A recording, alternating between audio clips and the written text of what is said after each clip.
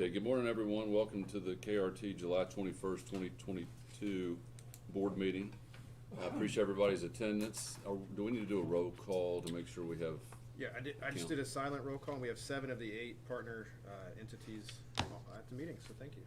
So the quorum is good, right? Yes, sir. Good. First thing we'll take care of is the minutes from the June meeting. Has everybody had a chance to take a look at those? No. Any comments or revisions? Is there a Make a motion? motion to approve. Okay, motion by Hicks, a second by Sutphen. Any further discussion? All those in favor of the motion signify by saying aye. Aye. Any opposed? Aye. Motion carries. Something that's not on the agenda, but not sure we mentioned last meeting, was about Manfred Holland. He asked to be dismissed from the board. Had some health issues. He's been with us for 20 years. He was the institutional knowledge of this board for sure, and a great contributor to the work that we did on a number of different topics since I've been around. So could not recall, and Sean brought that to my attention, that we may not have mentioned that last meeting. So just want to make sure everybody's aware of it. And we have a staff member that Sean wants to introduce. Sure, yeah, I wanted to welcome to the KRT team. Brandon Landers just came on. Today's his first day as an IT technician. He's going to help Travis on some of the IT initiatives across KRT, and so we welcome him to the team and look forward to working with him. Thank you. Thanks for being here. Next up's item 4, which is the voting rights resolution. Sean's going to present that. Scott and I can. Yeah, so this is annually we look at the voting rights resolution, which is calculated based off of the initial funding from the different partner entities who are involved with KRT's board, and also the continued investments by Kanawha County when it comes to the safety levy funds. So you'll see on the screen there's a calculation that we do every single year that is based off of the original contributions where the city of Charleston gave $5,000, the other partner entities gave $500 each, and then that number from Kanawha County continues to grow. And there we calculate the number of votes per member based off of those calculations. And every year we update these numbers to reflect the contributions from the safety levy from the prior year. And that's what our fiscal year 2023 voting rights resolution will do. It'll put that in stone and make those numbers updated to reflect the contributions from last year's safety levy. I was making sure Bob agreed with you. So is there anybody that's not been through this exercise before with the voting rights resolution? Connie's first time. Yeah. Okay. Well, I mean, so Sean explained it correctly. A member of a representative organization can vote other members that aren't here as well. But the caveat is that if the members that have one vote are unhappy with something, they can choose not to attend the meeting, and we could be deficient of a quorum. So in the past, we have not had, that I can recall, a vote that was ever counted or weighted. I just don't recall that ever being the case. It's been one person, one vote, and that's been historical practice. But this does have to be adopted so that it's available if needed. Make a motion to adopt this voting rights resolution. I'll second. Okay, so motion by Gaynor, second by Snodgrass to accept the voting rights resolution. Any further discussion? All those in favor of the motion signify by saying aye. Aye. Are there any opposed? Motion carries. I'll just ask Secretary Hicks to sign off on this. Next is election of officers. Is that something, Scott, that you want? Are you going to take care of that? I've got somebody has given me a cheat sheet here that has your name beside this. I'm aware of that. I never talked to us at the, Okay, well, somebody set you up. It's because you're not dressed nicely enough. Guy without the We didn't have a blue jacket on. guy without the suit. I'm bringing a jacket. tie next time. If I'm one of the staff members without a sports coat, I'm starting to feel a little uneasy in here. Well, they went off to Texas and left us behind. That's what I heard. Yeah. Yeah. I'm surprised they came out with cowboy boots and 10-gallon hats. Oh, that's smart. Don't encourage it. So, I mean, for this, the election of the officers every single year, KRT's board elects a president, a vice president, and a secretary. Secretary? Yeah, okay. And how you all Those wanna- positions right now, obviously, I'm serving as president. Eric is secretary, Valerie's- and Valerie, that's right, and Valerie's vice president. Or is that the right title? Yes. Okay. So the floor is open for discussion for anyone that would choose to nominate a person or themselves. I'll make a motion to continue the current staff. Okay. Valerie, Eric? I'm fine with it. I accept it. I'm okay with that, yeah. Okay. So there's been a motion by Jay and a second by Bob to nominate as a group the existing president, vice president, and secretary. Is there any further discussion about that motion? All those in favor signify by saying aye. Aye. Aye. Any opposed? Motion carries. Appreciate your all's support, and hopefully we'll continue to serve you well and work with the staff well. Next is gonna be Scott is doing the financial statements. Thanks, Ed. I got that. Oh, wait, I'm sorry, let me Yeah. back up 1 second. So we also have the oath of office, which is that already in our packet here? Yes, it is. Mhm. Yes. And then the conflict of interest statement, which is signed each year. So everybody should have those in front of them. Scott will notarize them if you sign them before you leave and leave them with staff. Now we can move on to the financial statements. I see in fact you'll have the financials, and I go back and forth some of these years, I'm trying to be consistent going forward, where I still have to make some adjusting entries with the year end. There's some, most of it has to do with the pension and with the health insurance. There'll be some large swings, and I think I had put them in already in the June statements on last year, but this year I was gonna hold off to try to keep everything, reflective, consistent each month. And also on a side note, like we'll talk about later, the auditors, they've been on site here. I think we got everything pretty much wrapped up. They've been here Monday, Tuesday, Wednesday, and just been going back and forth, answering all their questions. Everything's looking pretty good with it. But they're on schedule too. The operating revenues for the month of June was $146,968, and the total operating expenses, the $1,140,106. And then on Schedule 3 for the comparative for the 12-month, current revenue was the $1,650,915 compared to previous year's $1,781,745. And then on the operating expense, $13,483,752 compared to $15,843,811.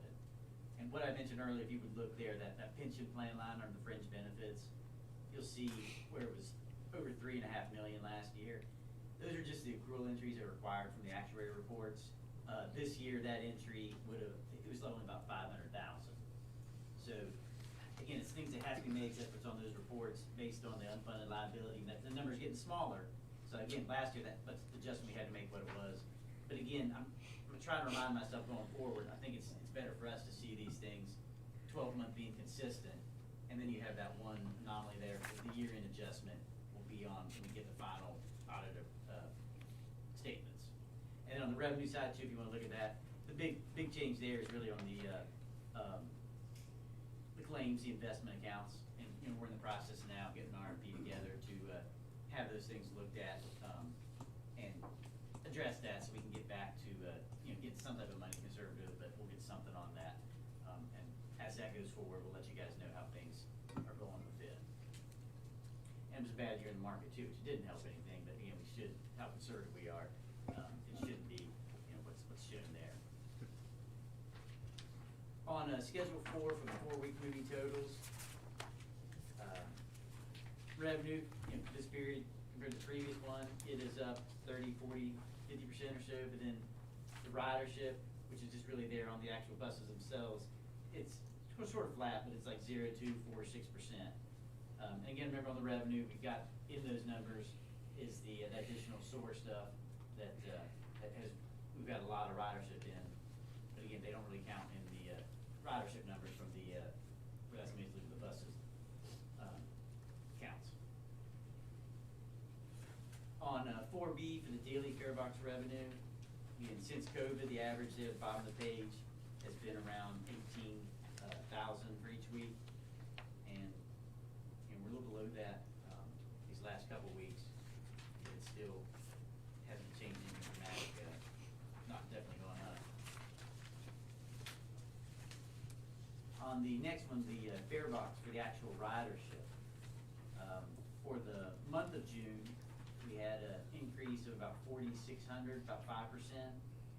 And then this one will give us our fiscal year-to-date information. So if you take a look at it, ridership for the year up almost 33,000, which is right about 3%. And we did clear, at least a million, which is kind of a good sign, I guess, as opposed to last year being under. It's nice to be over some of those target numbers. The period pass use stayed steady there, right at 67.6%. Each time it's being used, about 2.6 times. On Schedule 5, just looking at the statistics with these same numbers, not the actual fare counts or anything, but the average passenger a day was 33.42 compared to the previous June's 33.58. And for the month, it's pretty flat, 87.229 compared to 87.647. And then lastly there on the Schedule 6 was excess levy receipts. That is now for the whole year. Didn't have any change, definitely think from the last month, just probably the same number we're reporting. But for the year, we're coming in right at 2.5% less than what it was the previous year.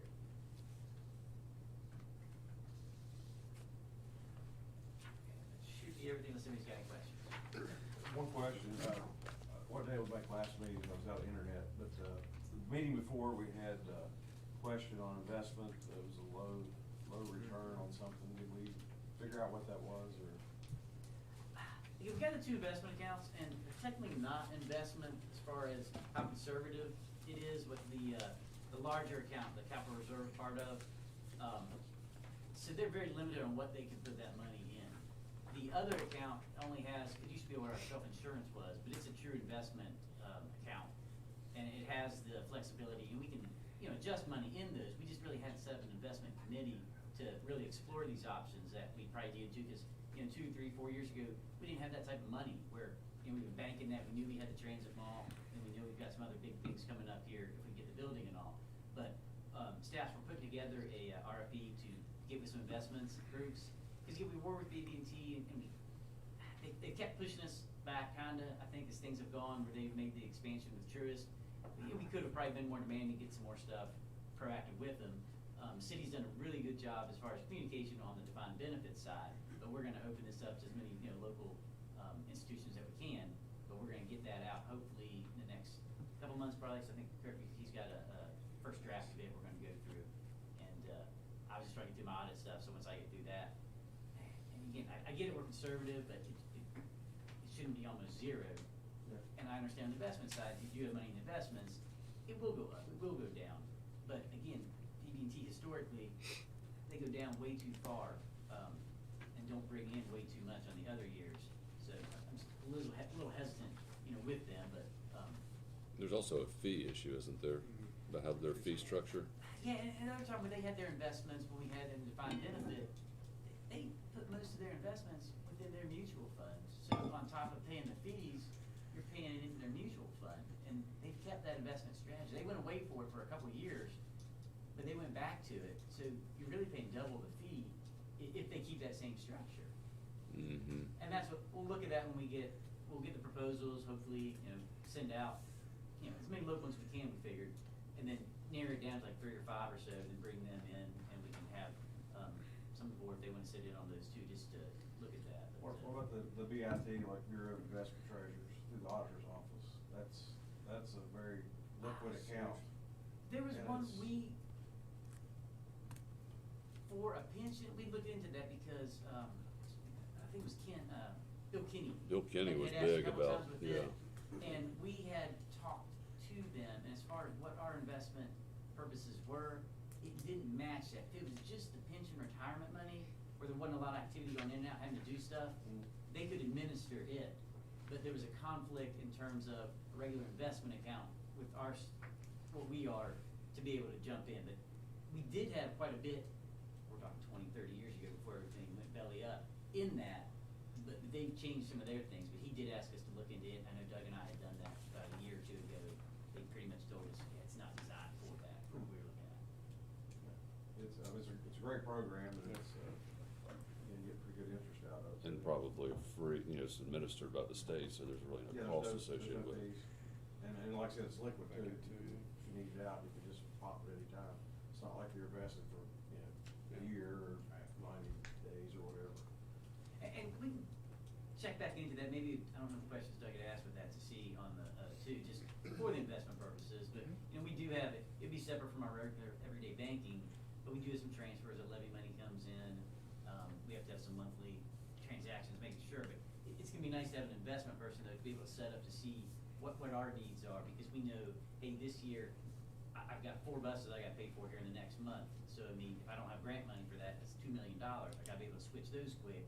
We know we have 8 buses, again, I got grant money, but I'm gonna have to pull out 3 or 4 million of it. But again, for the most part, that money, I just feel like after tax sounds like $1 million a month, for needs non-grant related. So it's just having somebody local, I think it would be nice, or somebody who would take interest in and give us the care that we need, getting that design. But they could all set that up. Right. I don't think, again, they want that much responsibility. They just say, hey, we've got your money, we can do this or that. We're still gonna need maybe a middleman to set up the investment, that ladder, that cycle, how you want stuff going in and out. Which, that's the part I think they aren't as active, they do a good job with the investment part. If you just have to have a chunk going there. So, were you here when Jacob and Travis did the presentation on the fare boxes? Yes. Okay, so I think that was when we mentioned a little bit about this, so hopefully, if they get an RFP out for somebody to do the administration, then the board can provide input about how, the ratio of debt and equity and how they feel that the investment should be structured. But get somebody, I think what's happened is we just have been asleep about having the same BB&T do it for years, and over time, that relationship hasn't been what it needed to be. And just, I'm just familiar with that because we had some of our accounts from where I was at the city, but it's a really good, it's a great program. Well, I think part of this, we ought to look into that again, And because portion that. of the money could go there, we could throw a couple million in there, something like that, and I think that's what, they were open, I think, available for something like that, but you would still have the investment person, kind of setting up when things go in and out. The That's what investment we need. person from internal here, or? No, like I say, if you went, again, the example I'm using the city, their investment thing, we would sit down with them and be like, hey, we know this money has to come out in 6 months or 2 years, and to set up where those investments need to go. And what they could do is, hey, we get a conservative investment that's safe, that's gonna have a good return, kind of like a bond or something, and at that point, we could probably use them, might be one of their options with it. Right, because they, a lot of cities, throughout West Virginia, the whole, Right. they're checking everything goes through that BTI. Like I said, it's liquid, you can get it Okay. just about any time you want. Like I said, if you need $1 million next month, it's no problem, it doesn't affect your investment. Well, and I think that Bill Kenny conversation you're talking about is actually like 5 years ago. I think it's pretty long, because Bill hasn't been on the board. There's a problem. Bill hasn't been on the board for 2, 3 Well, I know years. he kept asking Pesters, we just had Oh, never yeah, got he in was big contact into with it. Yeah. But I do know, I said, again, when I think Doug had spoken with them, there was a reason why Maybe, that didn't maybe there's a work, different but- response now. Right. Yeah, we'll have So- a conversation. Yeah. It's easy. That's a good idea. So we're still on financial statements. Anybody else have any comments or questions? Then we'll move along to item 6, or I'm sorry, item 7. Sure. We do not have any actual invoices over $5,000. I did want to make the board aware, we did purchase 3, the kind of swamp cooler, big, large fans that you're able to plumb in with water to cool down in the garage. That was a big priority for us as far as improving the ventilation, but also cooling down our employees during this weather. So I know our mechanics over there were really appreciative, and the total for those 3 ended up being over that 5,000 threshold, but we had budgeted for that, but I just wanted to bring it up to the board. It So was- they're on hand now and being Yes, used? they are being used. And yes, it's, sir. what do the guys think? They love it. They're really doing a good job. Okay. Yeah, Good. so that the 3 of them together totaled that $7,000, but individually they came in around 2,290. And what do? They have a mist they go out with them or something? Yeah, they have a tank on them, either you can fill the tank up or connect a water hose to it. Okay. It has like a filter media in front of the fan to where the water seeps through that, and then the fan blows through the media. And Great. it puts out, it's not really a mist, it doesn't get things wet in front of it, but it cools down the air temperature that's coming out of that filter media. So Great. it lowers the humidity and everything. So Okay. College football, NFL, you'll see them on the sidelines. it's Same one of thing. those. Yep. Okay. Yep. Good, we're on to, old business insurance report. Jake? Kurt, Sorry. Yeah, Kurt, sorry. It's an easy one, we don't have any changes for the month of June. I just have one question on that, on the, self-insurance retention, it has, from inception, what was inception? Was it a program or KRT or? I think that was a program. It was, I mean, we're talking again probably about 20 years ago. We switched to self-insurance to save money. We were getting away from Brim. And then it was probably about, 20, 25 years ago. It's way before all of our time. But I know that we had someone in-house who handled all these things. And it saved money, and we just kept this running total. It kind of means nothing now to us because so much time has lapsed. But then, probably 10 years ago, we couldn't even get self-insured. It wasn't on our wrecks, it was all the people who were, who didn't have insurance. Carriers wouldn't pick us up. So it used to be kind of the kiss of the death 30 years ago, going to Brim. But, we had to go to Brim, and it's been very good. But again, I know we had our contact in there from commercial insurance, and they try to shop everything around, and I mean, we still can't get off Brim because nobody wants us. Commercial still wouldn't touch it. And that's, I mean, they're the ones that coming in, the broker, that do all this. They're brokering. Yeah, that's all they can find. And he said, because I've tried to find some other things, I thought we would be close, get a couple accidents down, but just the number we go through, being out there and all those incidences, but it was the people who didn't have insurance that were just killing us. And, again, that's just the savings of it. It looked good when we did it, showing that, you brought a person in-house, take care of the insurance and doing everything. But I mean, now, it doesn't do much. I've continued to keep doing it, but yeah, it was kind of, I'll switch it up for this year, what our beginning numbers were and everything. Okay, thank you. So now we're on to B, cat operations. There's not much to report, everything's kind of stayed the same, a slight little increase in trips in the month. Year-to-date was tour receipts, 363,000. July bringing in 52,000. Medicare receipts there, the year-to-date was 81,000.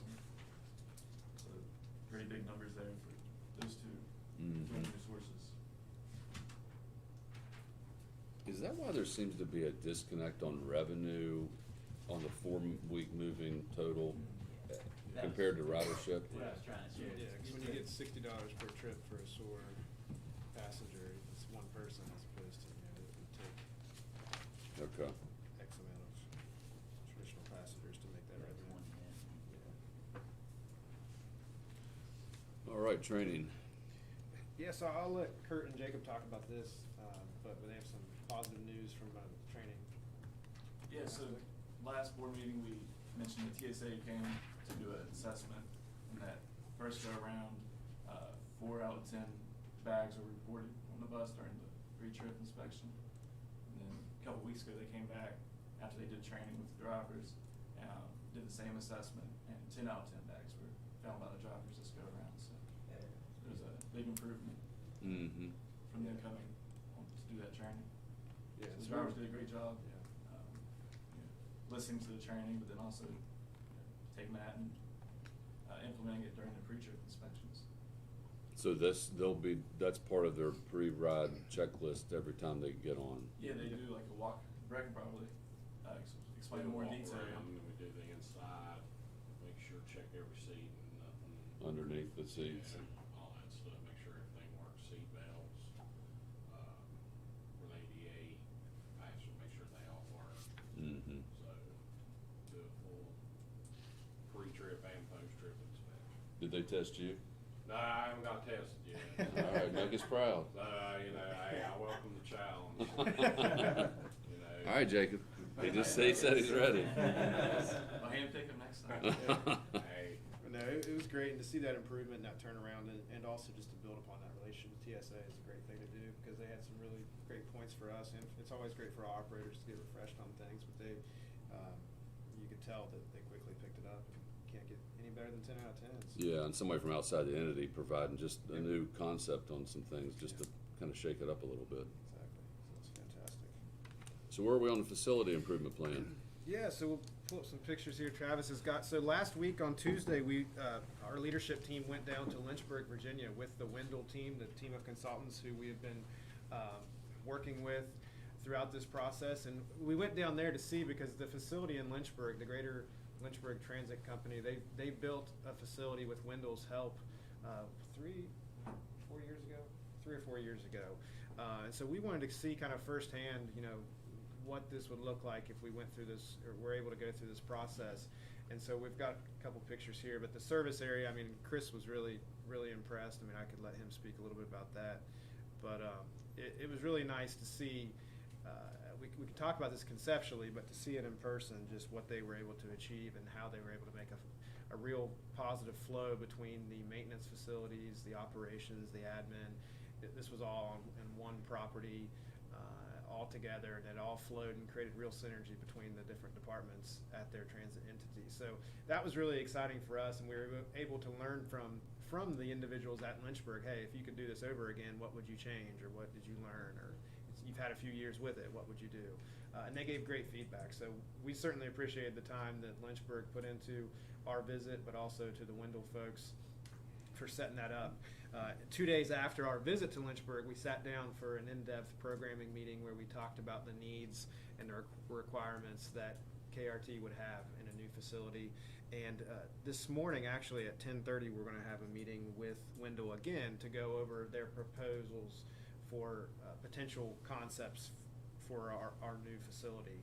So there are a couple, I think they said they're going to have 3 different options for us.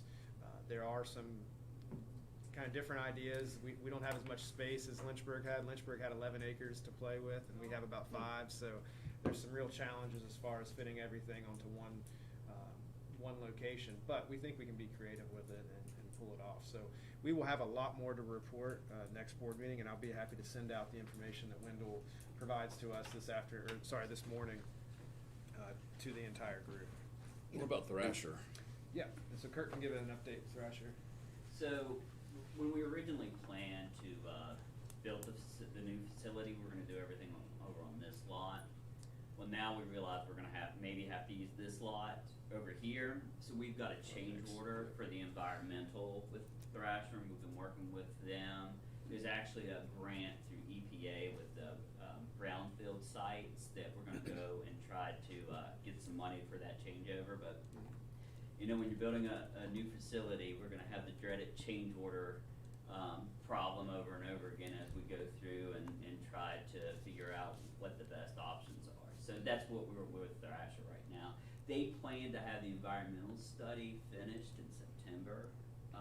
That timeline is still, they still plan to meet that September deadline. So why the flip-flop? Yeah, that's what I was. Yeah.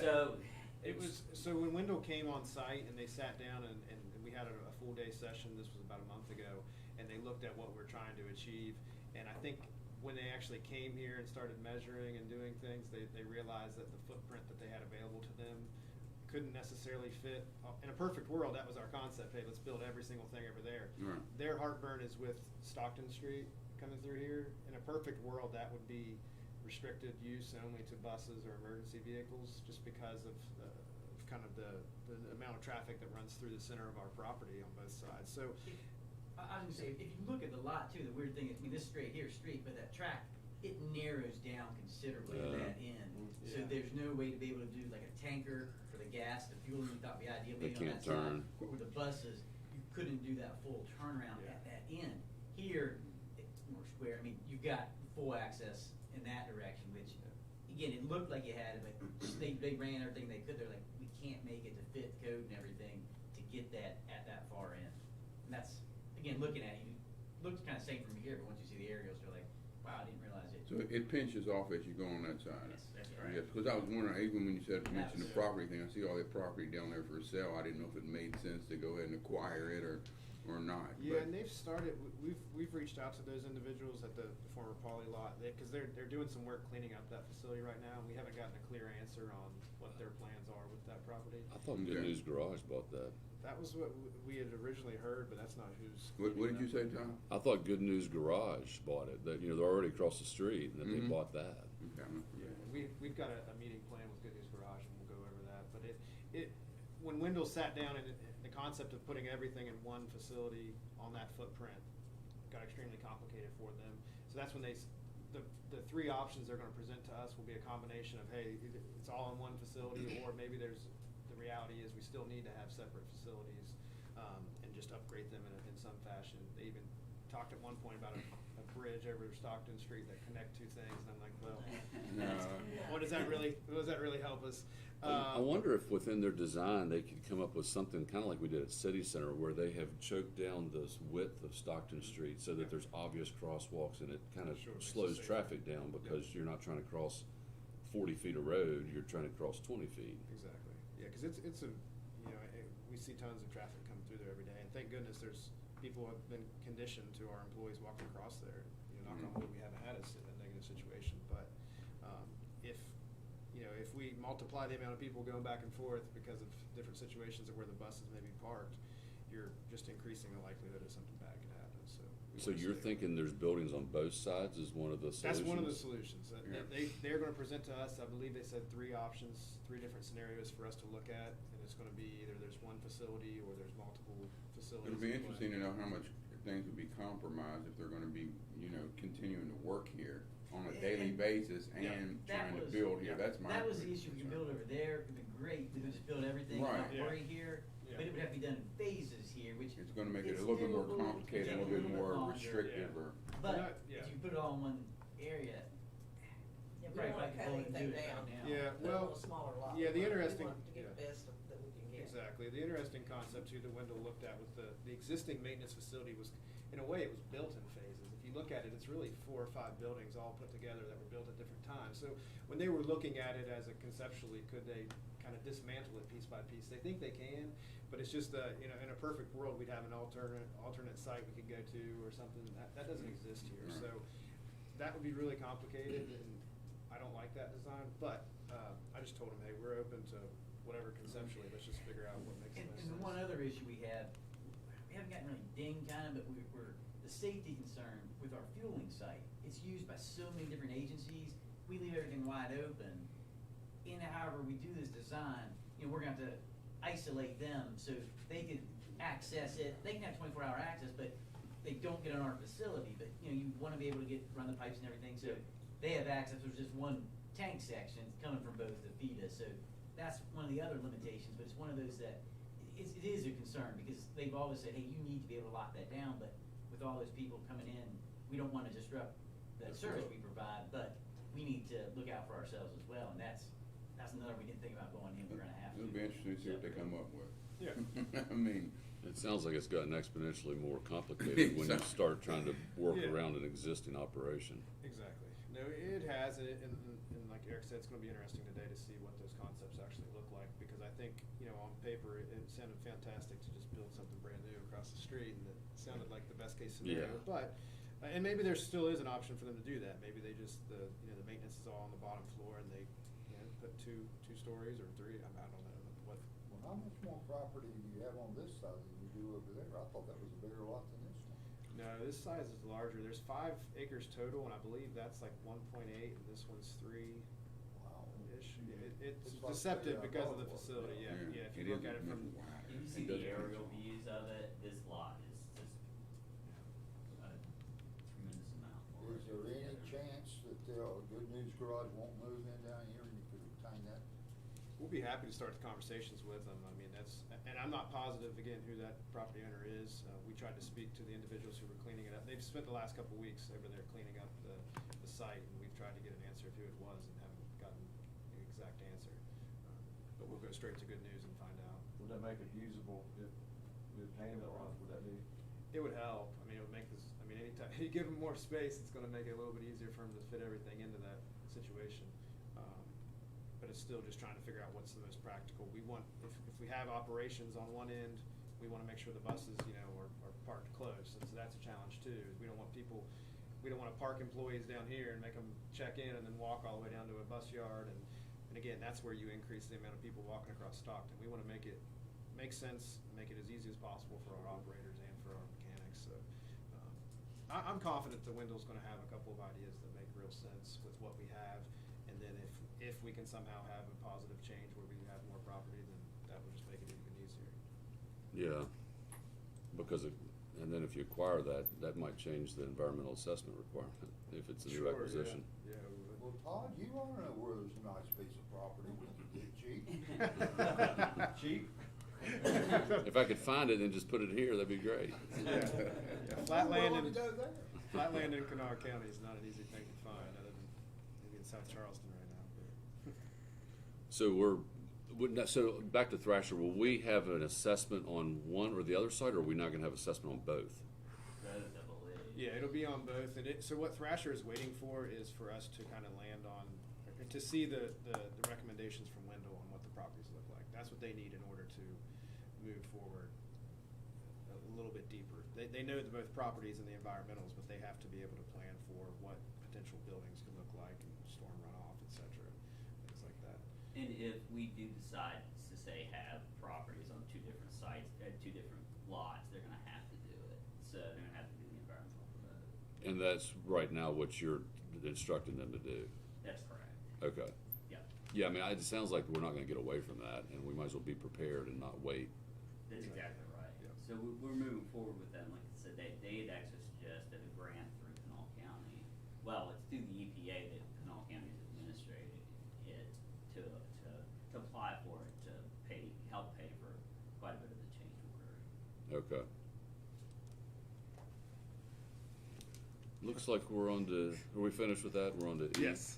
All right, so your board committee had a great meeting with Travis and Jacob. They've done a tremendous amount of work on mobile ticketing, so you're on deck Yeah. to talk about that again. So we met a couple weeks ago about the mobile ticketing options. Bob, Connie, Todd, and Jay attended. We went over the vendor, the back-end office, NeoRide, the group that in Ohio, which is a collection of all the transit agencies, which we will be hopefully joining to acquire this equipment and software. One question coming from the meeting was, is there any liability in the event we left the group in the future? We reached out to Connie within the group, and she told us that they wouldn't come after us for any money. It's just you wouldn't get your dues returned back to you that you had already paid. So you just lose those past yearly dues that you had already submitted. I don't know, Todd, or any of the members that were at the committee meeting want to share their thoughts. So I kept coming to these meetings saying, this sounds too good to be true. Like, what is it we're missing? And I think out of that meeting, one thing that we discovered is that NeoRide, or I'm sorry, Masabi, Yep. they get a transaction fee on every dollar that's gonna run through this. Yeah. So it's kinda like, where Amazon would give you a Kindle for free because they want you to come and buy some service or a Yep. Netflix subscription. They want us to subscribe to something that we then can't do without. Residual income. And they get, what's the fee structure again?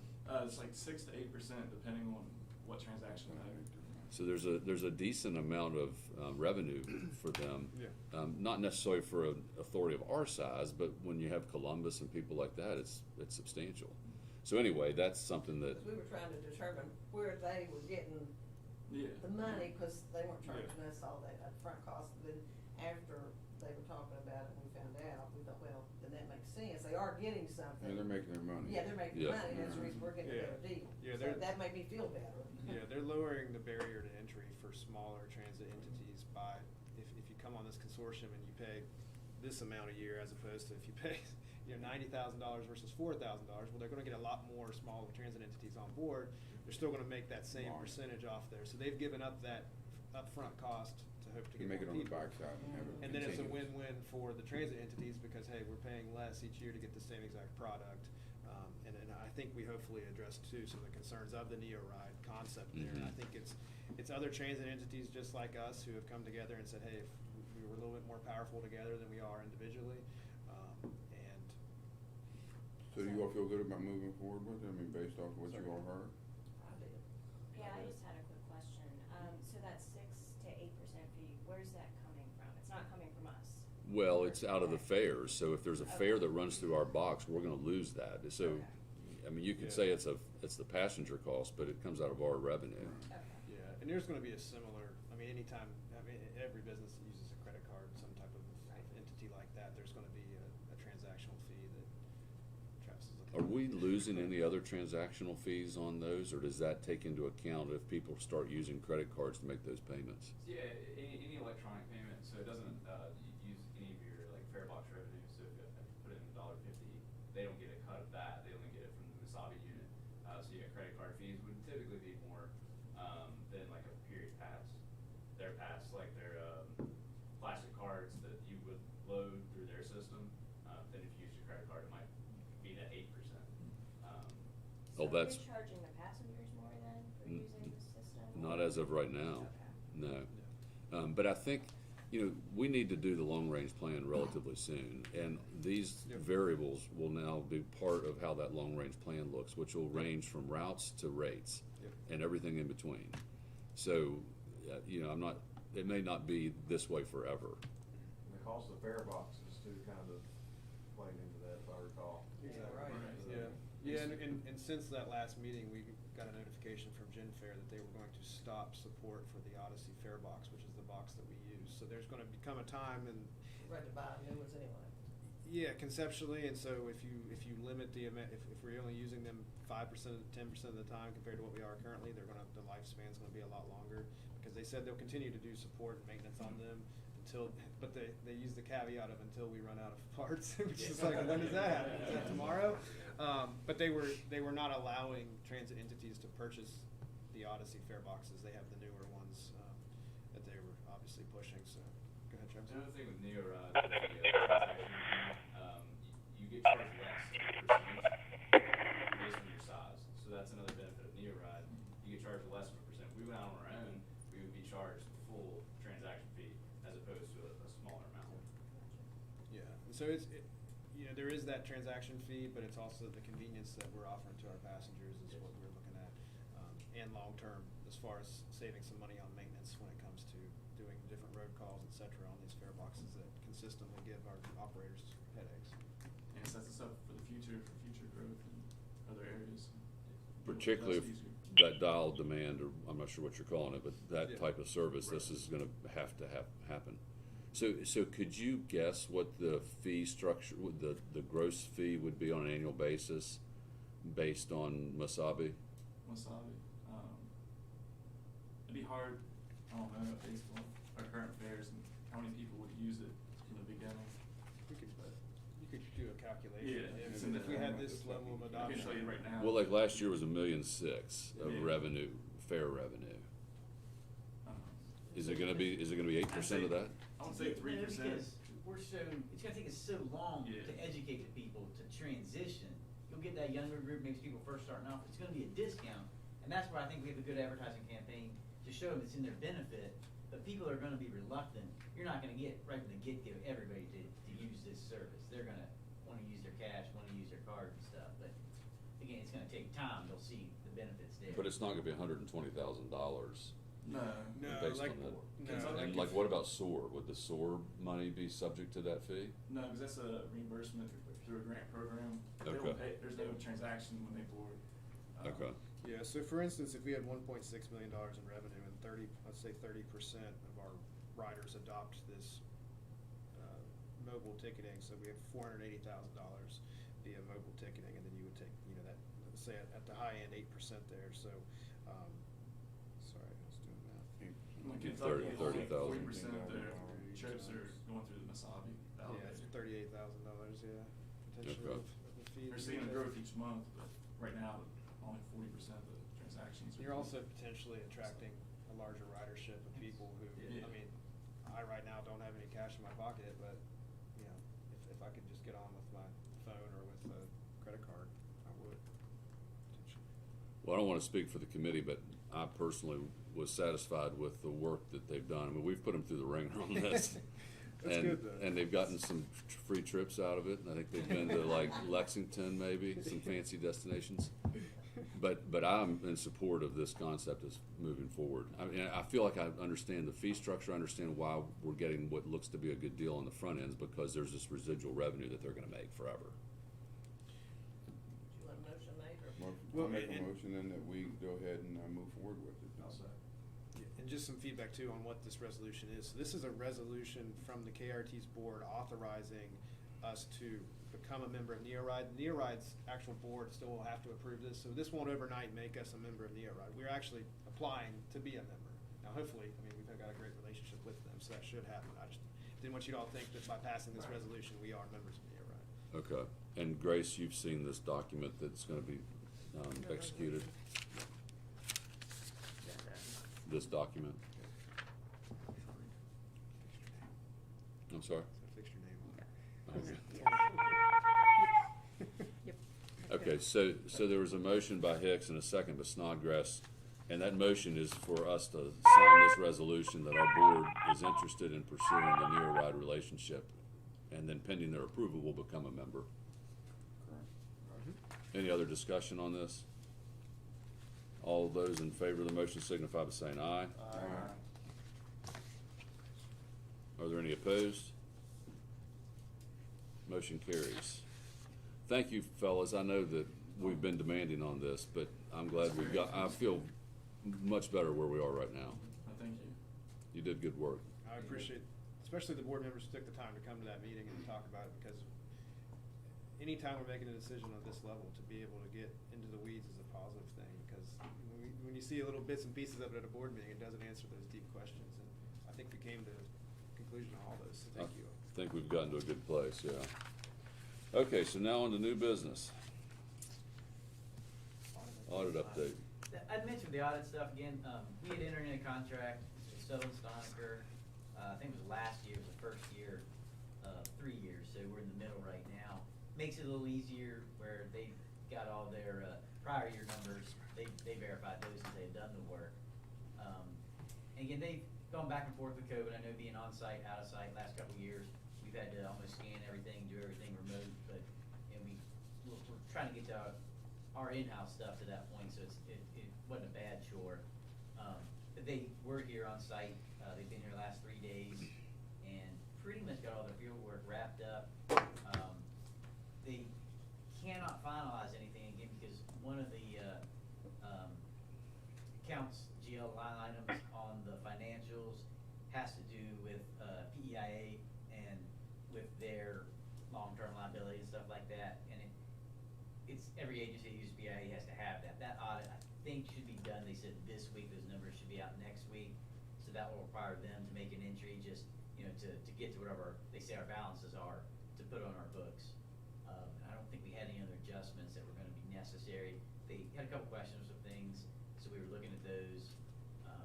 But again, they should be good then. It wasn't August, it'll be September, I think, the board meeting is when they'll do the presentation with it. But, everything looked pretty good. They were here on site, which was kinda weird for us, but they've been sitting in here and kinda wearing me out, cause there were 3 of them, each one had different questions, but, This is the subtle people that were here? yes. That's why you're getting the big bucks. Yeah, that's, keep them happy, and like that, again, I think they got That's everything, good. they shouldn't be back, they have a couple follow-up questions, I think with maybe a few board member and, with Sean where he was out, but, Did you wanna get back to Balestra? well, I mean, it's cheaper and be a lot easier on me. It didn't They- take any of your just time, here did it? for about 4 hours, but, I was asking if they'd heard of them, and they weren't familiar with them. But, I was like, y'all are doing way too much work, they did all this, and, And they know that we want that in advance of the board meeting, so we'll have it before we're sitting here in September. I can ask them for that, again, it's an outside auditor doing that, so I don't think we have any influence on them, but I can get the numbers prior to have it looked at. Well, I don't wanna arrive on that board meeting and have it sitting here. It's kinda pointless. Yeah. Okay. Banking resolution, there's not a need Won't for be that? necessary since the officers, nothing changed, we already Okay. cleaned everything up, I think, with Sean, and, we're fine then with all the rest of it, so the officers not changed, we're good. Okay, good. Well, that brings us to the end of the printed agenda. Everybody in good shape? Have any questions or comments? We got through a lot of material quickly. Leave a few minutes early and get back out in the heat. Everybody, we will be adjourned. Thanks for your attendance. Extra copy. I didn't get the copies of those and the. Oh, yeah, yeah, yep. Sure. Sorry, I handed them out. When you walked in, my bad.